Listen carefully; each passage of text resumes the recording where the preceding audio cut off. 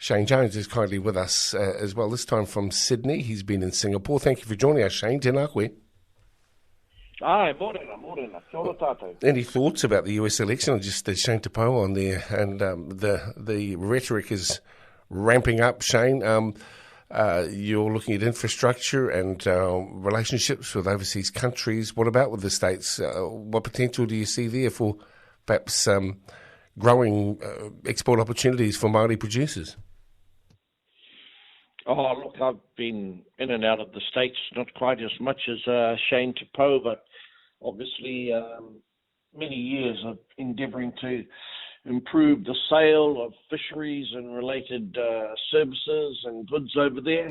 It's the massive economy of the world, and we're getting down to the wire as to whether or not the Pennsylvanians want Trump, or are they going to go for another burst of the Democrats for 4 years? And I'm astounded how tight the race is and how few people at the end of the day are going to be responsible for choosing the next president of the US. Yeah, and there might be those Amish voters in Pennsylvania that Shane was just alluding to. Look, thank you. I read a piece, and in a way you're selling New Zealand to potential investors who might come with some big money for some big infrastructural investment opportunities. Shane's at a mining conference. We'll talk of that in a mo. But just to Singapore, they want to guarantee their food security. You say, well, perhaps one way to do that might be to invest in dams and the creation of dams and infrastructure that can guarantee food supply. What was the reaction here? Just talk about the Singapore situation, a wider New Zealand pitch, but also how that could affect positively the Māori economy. What are some takeaways from the Singaporean hui that you've been in the last week or so, Shane? Yeah, 60 years next November in terms of the recognition from New Zealand of their independence. Extraordinary location, only 60 years old. They broke away from Malaysia. Their leader, Lee Kuan Yew, now passed away. We had a lot of our whānau, as you may recall, served up in Singapore in the Dieppe barracks. And indeed, one of the most poignant moments of my trip is I found a photo in a corner of a building. And in that photo were a whole lot of lads and my own cousin from Kaitaia who had been in a kapahaka party during the period of time that they were stationed up there in Singapore towards the period of time after the end of the Vietnam War. Look, they're a powerful economic force now, just a slender, small nation in terms of the size of their population, but enormous amounts of per capita. And what they like about New Zealand is that we're a similar size, and they learned some harsh lessons through COVID, that they were unable to secure the levels of food that they wanted with the level of reassurance they believe is necessary for their society. So there's a delegation coming to New Zealand in December to establish what scope there is to securing a greater level of reassurance by effecting a strategic relationship with co-investors and whatnot here in New Zealand. But I said to them, our motu, our nation, we sell food to whoever wants it and is prepared to pay for it. So if you want food security out of New Zealand, then you have to buy it. So I know you've been a champion for creating dams in the north as well, because it has allowed for different usage of our land, and Māori are benefiting here as well. When you talk about investment, and let's just look at the dam situation, how successful have those initiatives been? How many more can we accommodate? And what sort of costs are involved? Are they interested in having a look in this area, Shane? Yeah, they obviously are excited at the prospect of being able to finally utilise the free trade deal that exists between Singapore and Aotearoa. We've never, ever really taken it to its fullest potential. But if you control water progressively in New Zealand, then you control the options for land use. And I took Honourable Murray McCully, the former Foreign Minister in the days of John Key, with me, because he and Dover Samuels are the trustees on that entity responsible for overseeing the development of that dam infrastructure. And their CEO is Rob Kaiwai.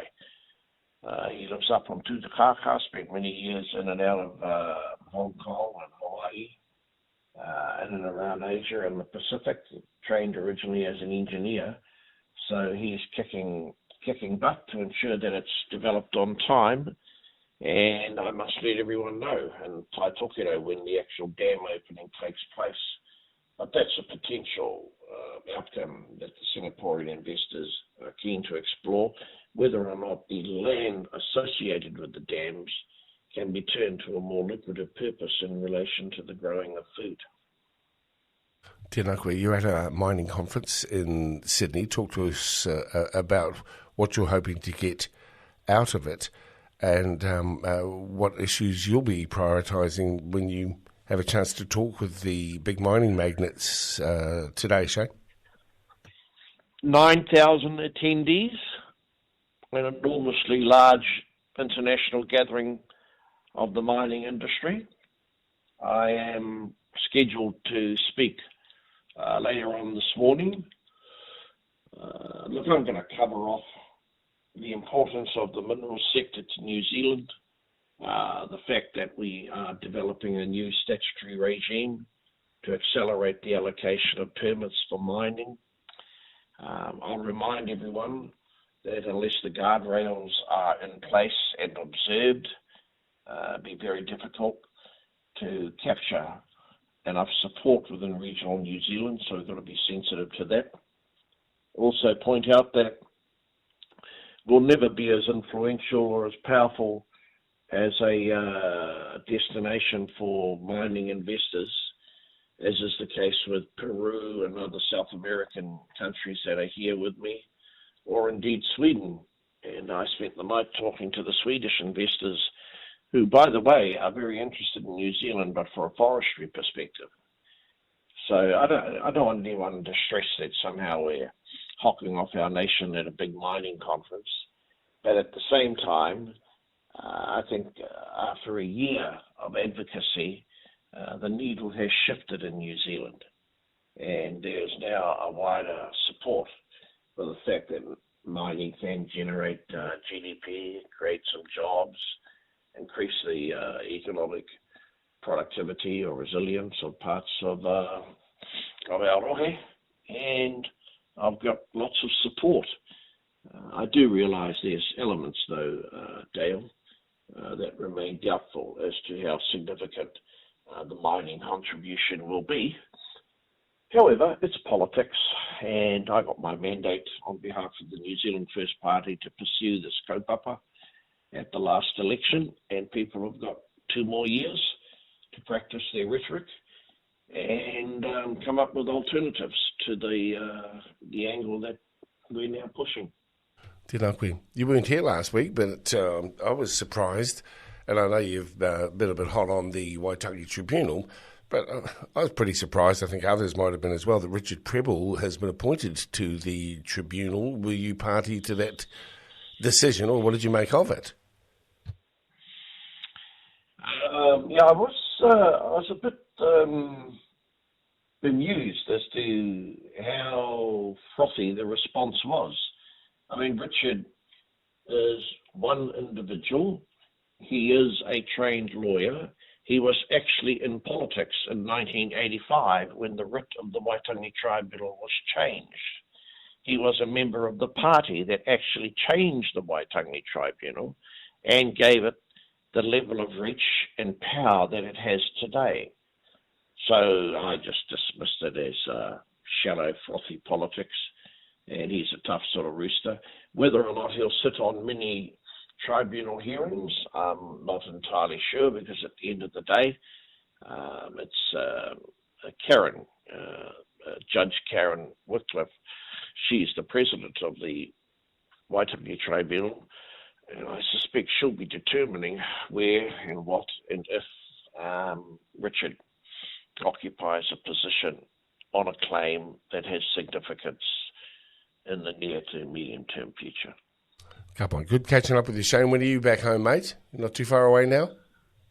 Ai, hoki mai a te pō o te taite on Thursday night, and then down to Ari Kapa Kapa Golf Course in Mara in Rotorua, where Winston and I are helping to host a charity golf event.